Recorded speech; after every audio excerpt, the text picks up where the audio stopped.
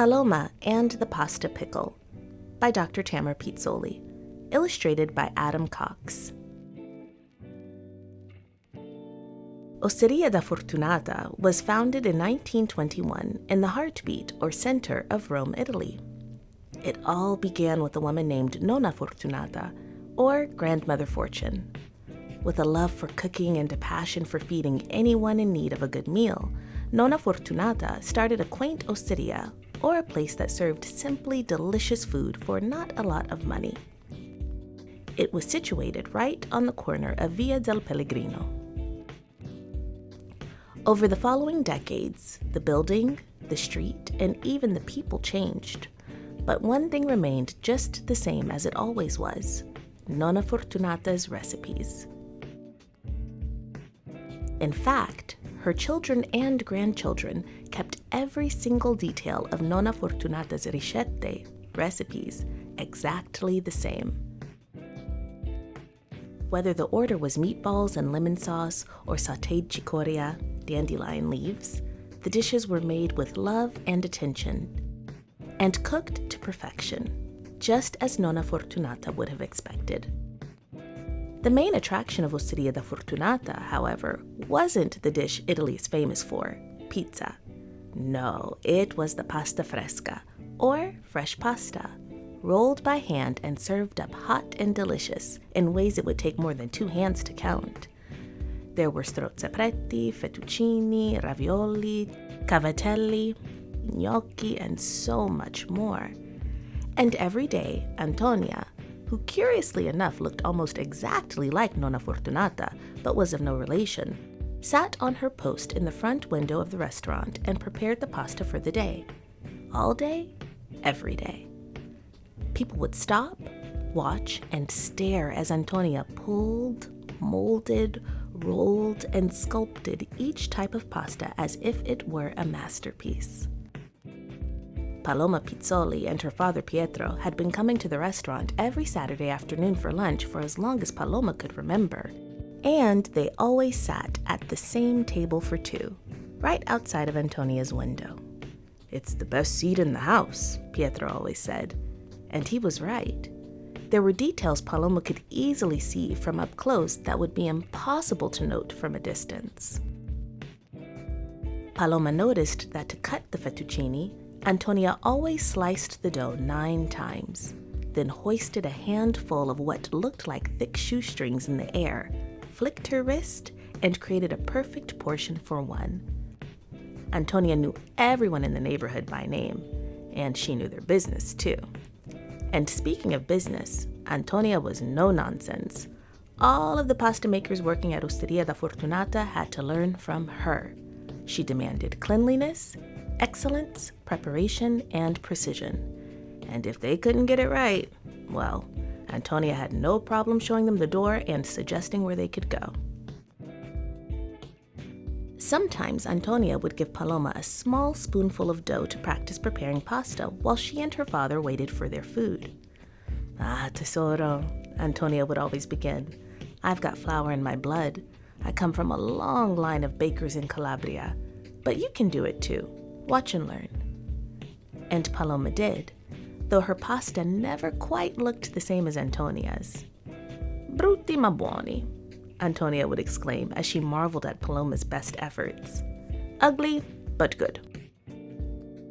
The summer of 2021 marked 100 years that Osteria da Fortunata had been in business. "We should have a party to celebrate," Paloma suggested excitedly to Antonia and Nonna Fortunata's children and grandchildren, who owned the restaurant. Everyone agreed. Plans for a huge pasta party celebrating 100 years of food and family began immediately. Everyone had a job to do. Rita would handle reservations. Paolo would take care of seating. Mimo would make sure enough ingredients were ordered. Manuela would tend to the tables, and Mauro would handle payments. Antonia was in charge of the passaparola, or getting the word out. She invited everyone she knew or saw to the upcoming celebration. By the time the big day rolled around, Via del Pellegrino was buzzing with excitement. Paloma and Pietro showed up early that morning to help with preparations for the big party at 2 p.m. As balloons and decorations were hung and strung, Paloma and Antonia noticed that even though it was breakfast time, quite a large group was beginning to gather right outside the restaurant. By 9 a.m., the group was a congregation. By 10 a.m., the congregation was a crowd. By 11 a.m., the crowd was a mass. By noon, it was nearly impossible to walk on Via del Pellegrino. The entire street was packed with people, anxiously awaiting to feast and festeggiare, or party. Antonia and Paloma took one look at each other and shared a nod. Antonia pulled up a chair right by her side, and Paloma rolled up her sleeves and sat. The pair rolled and stretched and pulled and placed pounds of pasta until their fingers and elbows were sore. Just then, Mimo emerged from the kitchen with some terrible news. "Antonia," he began nervously, "we are out of flour." "I'll just go buy some more," Antonia said. "Non è possibile, not possible," Mimo replied. "I bought all the flour from every store nearby. It's not enough." Maybe it was the stress or the heat or the inconvenience, but at that very moment, Antonia lost her cool and her pasta pen. "I've had it," she shouted at Mimo. "You never order the right amount of flour." Mimo scowled. "Me?" he replied. "You're blaming me. No one told you to invite all of Rome to the pasta party. We said to invite a few people. You invited everyone except the Pope." Before long, everyone inside the restaurant was involved in the argument as hungry patrons observed it all from outside. "Well, this is a pickle," Pietro told his daughter. "Yep," replied Paloma, "but I have an idea." One by one, she approached each and every person who was waiting for the pasta party. By the time tempers had calmed inside of the restaurant, the entire staff at Osteria da Fortunata was shocked as they noticed the crowd that was once outside had disappeared.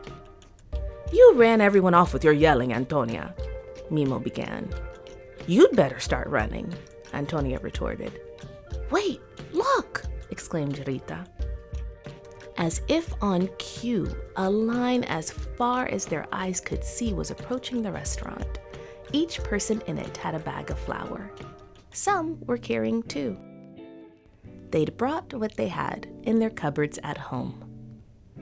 Paloma glanced at Antonia and smiled. "Today's menu has changed," she grinned. "Everyone is having brutti ma buoni."